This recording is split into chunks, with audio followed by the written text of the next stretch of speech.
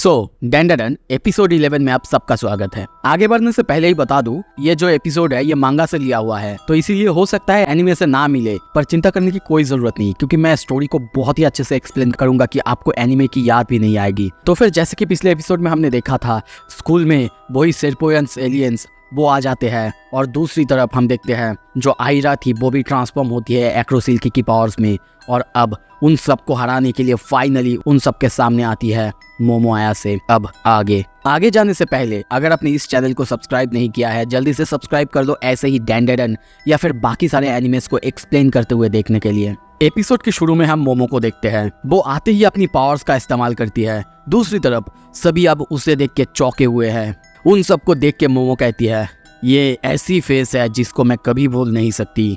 दूसरी तरफ बहुत सारे सेरपोयंस अब उसे देख के कहने लगते हैं, हमने उस चीज को कहा था इसे अच्छे से संभाल के रखे जब तक हम इस मैन पर्सन का बनाना ऑर्गन ना ले ले। आखिर वो क्या कर रहा होगा। दूसरी तरफ मोमो अब आयरा को देखती है, उसकी पावर्स को देख के बहुत ज्यादा चौंकी हुई है, और अब वो सेरपोयंस मोमो पर हमला करते, पर तभी ओकारुन और आयरा दोनों ट्रांसफॉर्म होते हैं, और आयरा ताकाकुरा यानी ओकारुन के बारे में कहती है, और ये देख के मोमो को बहुत अजीब लगता है और वो अपनी पावर्स पे ढील दे देती है, जिसके वजह से हम देखते हैं सेरपोयंस का पावर उन पर हावी होता है और वो लोग वहाँ पे नीचे दब जाते हैं। आयरा कहती है, मोमो अयासे आखिर तुम क्या कर रही हो, अपने पावर्स को अच्छे से इस्तेमाल करो। दूसरी तरफ सेरपोयंस कहते हैं, मुझे समझ में नहीं आ रहा है आखिर यहाँ पे क्या हुआ है, पर लगता है कि हमारे पास पावर ज़्यादा है। दूसरी तरफ एक सेरपोयंस दौड़ के पीछे जाता है और गिग वर्कर यानी उसी मेंटस स्ट्रीम को उठाने की कोशिश करता है, मारने लगता है, पर उसके पास अब लड़ने के लिए कोई भी ताकत नहीं था। पर तभी वो सेरपोयंस एलियन उसे एक इंजेक्शन जैसा कुछ देता है, जिसे कि देने के लिए वो मना करता है, पर वो देते ही हम देखते हैं वो पूरी तरह से ट्रांसफॉर्म होता है और उठते हुए कहता है, ए, क्या तुम 24 घंटे फाइट कर सकते हो। और तभी देखते हैं वो उन पर कुछ सोनिक बूम जैसा पंच करता है, जिसकी वजह से मोमो, आयरा और ओकारुन सब वहाँ पे दूर खिसक जाते हैं। वो फिर से नॉर्मल हो जाते हैं। अब एक के बाद एक वो गिग वर्कर वो उन पर हमला करने लगता है, पंचेस करने लगता है, पर तभी मोमो अयासे फिर से सामने आती है, अपनी पावर्स का इस्तेमाल करती है, और उसकी पावर के सामने वो सारे सेरपोयंस के पावर दबने लगता है। वो लोग कहते हैं वो इतना पावरफुल है, हमारी टेलीकाइनेसिस पावर कमजोर पड़ रहा है, गिग वर्कर इस वुमेन को टारगेट करो। और ये सुनते ही बोस पर हमला करता है, पर तभी फिर से ओकारुन और आयरा ट्रांसफॉर्म होते हैं और उसे बचाने के लिए उस मेंटिस पर हमला करते हैं। आयरा कहती है, अगर यहाँ पे कोई टेलीकाइनेसिस पावर्स नहीं है, इसका मतलब ये फाइट मेरी है। पर तभी वो उसे मारती उससे पहले ही वो गिग वर्कर उसके ऊपर एक खतरनाक पंच मारता है, जिसकी वजह से वो ऊपर फ्लोर में जाके अटक जाती है। मोमो ये देख के थोड़ा सा घबरा जाती है और कहती है, क्या हम उसकी अटैक्स देख नहीं सकते, ये तो प्रॉब्लम है। पर तभी मोमो नीचे गिरने लगती है। ये देख के वो वर्कर, अच्छा यहाँ पे उसका नाम गिग वर्कर है और मैं उसे मेंटेस या फिर वर्कर कह सकता हूँ, तो ये थोड़ा सा समझ लेना।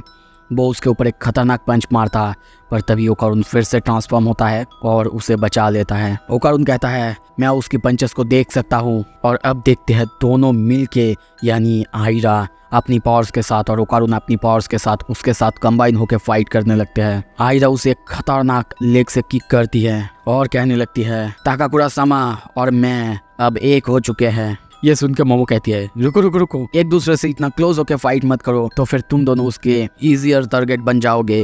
पर ये देख के आयरा कहती है, ओ माय, तुम बहुत जेलस हो रही हो। मोमो कहती है, बिल्कुल नहीं, मैं कोई जेलस नहीं हो रही हूँ। पर तभी फिर से वो इसकी वजह से अपनी पावर्स को लूज करती है। सेरपोयंस की टेलीकाइनेसिस पावर हावी होता है, वो लोग फिर से नीचे दबने लगते हैं। ये देख के मोमो अब उन दोनों के ऊपर गुस्सा करने लगती है। दूसरी तरफ हम देखते हैं सेरपोयंस अब उसी मेंटिस को देख के कहने लगते हैं, ये कम्प्लीटली यूजलेस है, इसकी 60% सैलरी काट किया जाता है। पर तभी वहाँ पे खतरनाक ब्लास्ट होता है और चारों तरफ पानी भर जाते हैं।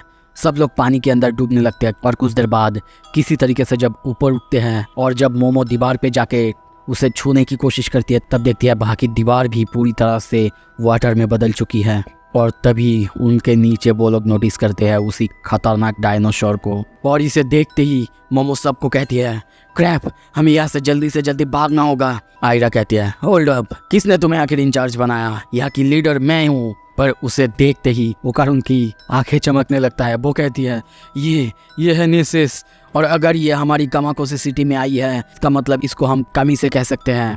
दूसरी तरफ उसकी ये सारे बातें सुन के आयरा बहुत ज़्यादा इम्प्रेस हो रही थी। ये देख के मोमो गुस्से में कहती है, फाइन, अगर तुम दोनों को यहाँ पे बड़ी बड़ी खेलना है खेलते रहो, ग्रेट न्यूज़, पर मैं यहाँ से भाग रही हूँ। दूसरी तरफ सिरपोएल सब उस मॉन्स्टर को या फिर डायनासोर को देख के कहने लगते हैं, आखिर अब तक तुम क्या कर रहे थे? मतलब तुमको तो हमने उस वुमेन पर्सन को रोक के रखने के लिए कहा था ना, तुम किसी भी काम के नहीं, तुम्हारी भी सैलरी का 60% कट किया जाता। पर तभी वो डायनासोर अपनी वाटर बीम से या फिर लेजर जेट से उस सिरपोएंस को पूरी तरह से आधा चीर देता है। दूसरे सिरपोएंस ये देख के कहते हैं, आखिर तुम क्या कर रहे हो, जल्दी से जाओ, वो रहा वो वुमेन पर्सन। दूसरी तरफ हम ओकारुन और मोमो को भागते हुए देखते हैं, पीछे पीछे आयरा भी आने लगती है। पर तभी वहाँ पे एक जोरदार पंच आता है जिसकी वजह से आयरा छत पे जाके अटक जाती है। अच्छा, यहाँ पे आपको अगर याद है तो दीवार, छत सब कुछ पूरी तरह से पानी में बदल चुका है, तो आयरा ऊपर छत पे जाके अटक चुकी है। ऊपर छत में भी पूरी तरह से पानी है, तो हम बोल सकते हैं कि वो पानी के अंदर है अभी। तभी वहाँ पे हम देखते हैं उसी मेंटस को, मतलब ये अटैक उसका ही था। अब वो मोमो और ओकारुन पर भी हमला करने लगता है। वो दोनों भागने लगते हैं।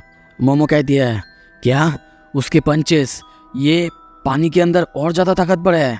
नो वे, तो इसका मतलब है वो पानी के अंदर अटैक करने में ज़्यादा सक्षम है और पानी के अंदर ही उसके अटैक सबसे ज़्यादा ताकतवर है, या तक कि 10 टाइम्स लैंड से। पर तभी देखते हैं वो मेंटस वो डूबने लगता है और तभी पानी के ऊपर आता है सांस लेने के लिए।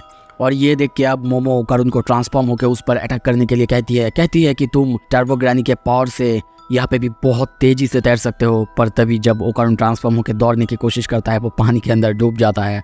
उठते हुए कहता है, नहीं, मैं डूब रहा हूँ, मैं ऐसा नहीं कर सकता, टर्बो ग्रैनी वो स्विम नहीं कर सकती। और तभी देखते हैं मेंटिस फिर से पानी के अंदर जाता है और उन पर हमला करने के लिए तैयार होता है।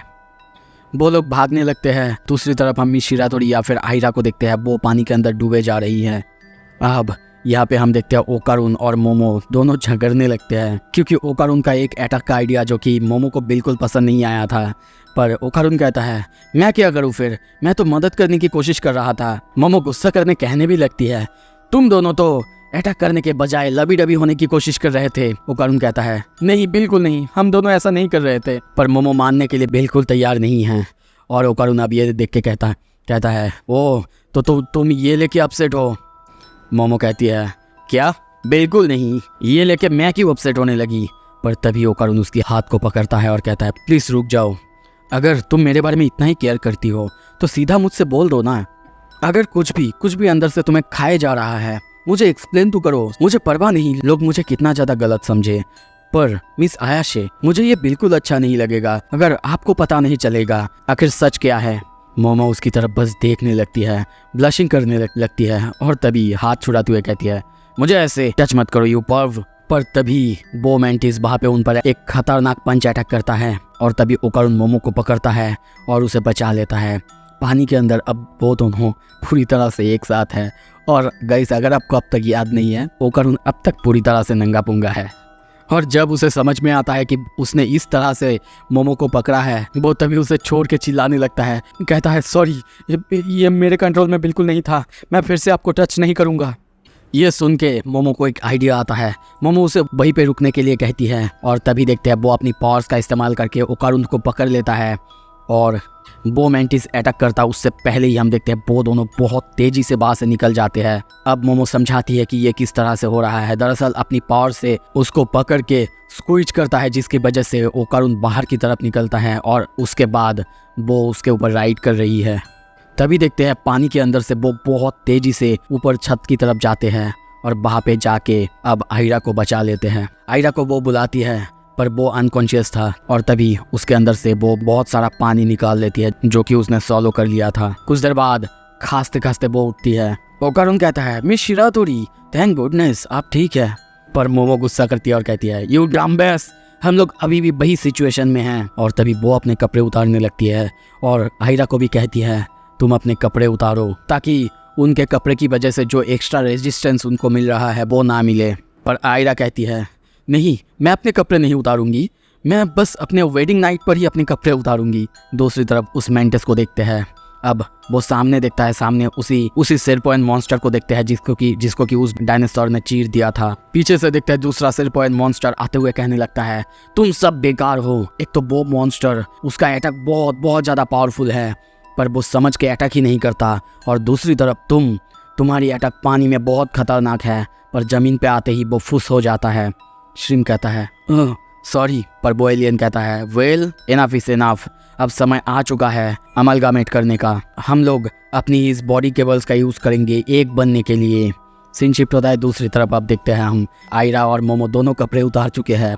आयरा कहती है इसकी रिस्पॉन्सिबिलिटी तुम्हें लेनी होगी क्योंकि तुमने मुझे अंडरवेयर में देख लिया है तकाकुरा-कुन। पर मोमो कहती है तुम्हारे अंडरवेयर में बिल्कुल एक चीप छुपा चुप्स जैसे लग रही हो, और इससे भी ज़्यादा इम्पोर्टेंट अब तुम दोनों ऐसे करना बंद करो, क्योंकि अगर हम लोग अब ऑल आउट नहीं जाएंगे तो हम लोग बच नहीं पाएंगे। और तभी वो दोनों अंडरवेयर में ओकारुन के ऊपर बैठ जाते हैं। सो बॉयज, जो भी देख रहे हो, आज के लिए फ़िलहाल इतना ही। आपकी तरह मैं भी मायूस हूँ, लेकिन उम्मीद पर दुनिया कायम है। दिल दुखा है लेकिन टूटा तो नहीं है, और उम्मीद का दामन छूटा तो नहीं है। ओकारुन जिस बंदे को कुछ दिन पहले कोई देखता भी नहीं था, अब उसके ऊपर उसी स्कूल के सबसे दो सुंदर लड़कियां बैठी हुई है, वो भी अंडरवेयर में, और वो बंदा वो पूरी तरह से नंगा पुंगा। अब देखते हैं वो तीनों मिलके बाहर से निकलने की कोशिश करते हैं, पर तभी जब नीचे जाते हैं, नीचे उसी खतरनाक मॉन्स्टर को देखते हैं। पर अब ये थोड़ा सा अलग था, क्योंकि उसकी आंखें हम देखते हैं उन्हीं सेरपोएंस जैसे थे, और जब अच्छे से ध्यान से देखते हैं हम देखते हैं उसका सर वो सेरपोएंस का था। मतलब उस मॉन्स्टर ने अब सेरपोएंस और उसी डायनासोर और उसी मेंटिस सबको एक साथ मर्ज कर लिया था, और अब ये बहुत ताकतवर बन चुका है। तो इसका मतलब अगले एपिसोड में शायद इन तीनों की बैंड बजने वाली है। तो फिर इस एपिसोड को यहाँ पे ख़त्म करते हैं। अगला एपिसोड जल्दी आएगा। कैसा लगा आपको एपिसोड, थोड़ा सा कमेंट में बताओ, और अच्छा लगा तो प्लीज़ सब्सक्राइब करो, like share and comment. Thank you so much video देखने के लिए। Stay tuned.